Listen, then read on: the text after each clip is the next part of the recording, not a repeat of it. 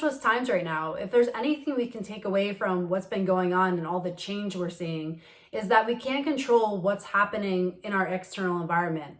The only thing we can control is what's going on within ourselves. So to tackle these times, we have to become more resilient. Resilience is just like a muscle. In order to maximize its capacity, we must strengthen it. Here are my top 5 steps you can take to become more resilient, and these are things I implement in my life as well. Number 1, have a system in place of non-negotiables. This is so important. Our lives can get so busy throughout the day, so we need to bookend them with things that are predictable and that serve us. The important thing is figuring out what works for you. So everyone's routine is going to look different. So what I do is that I wake up at 5:15 in the morning. I hop in a cold shower because there's so many benefits to cold exposure, and I find a lot of benefit from it. And then I come right to my office and accomplish at least one thing from my to-do list before my kids wake up.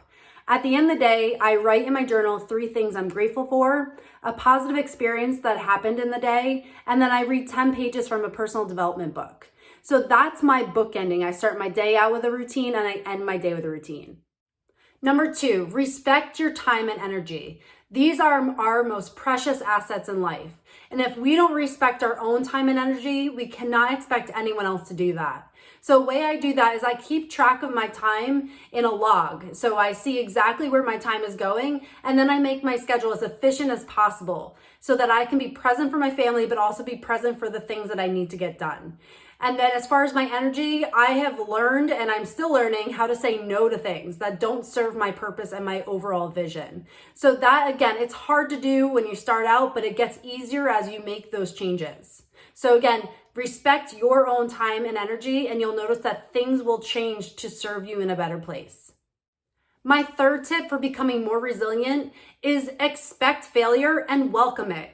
This was a huge thing that I've had to learn. I have been a perfectionist most of my life and always felt like failure was something I needed to avoid at all costs. But really, I have learned so much more from failing than I ever did from trying to be perfect. So when you expect failure, it's just, you recognize it's just part of the process. It's not something that you did wrong. It's really that this is just life and we're meant to fail. And that's how we learn most effectively. So if you expect failure, you're not going to let it set you back as much. You're going to recognize it as a step forward in your journey.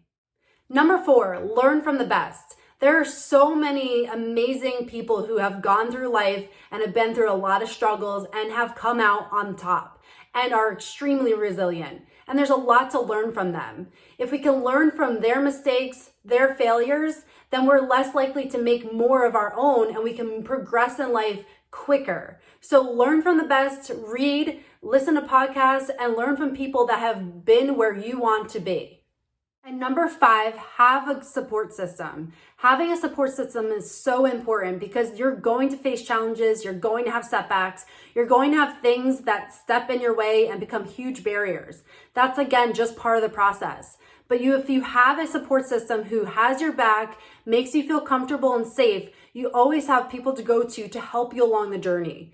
Being resilient does not mean being alone or independent and doing it by yourself. It means being vulnerable enough to recognize when you need help and when you have the support to move you forward in your mission and in your journey. Let me know which one of the 5 resonated with you the most, and I hope these help you in your journey to being open to challenges and cultivating growth throughout your life.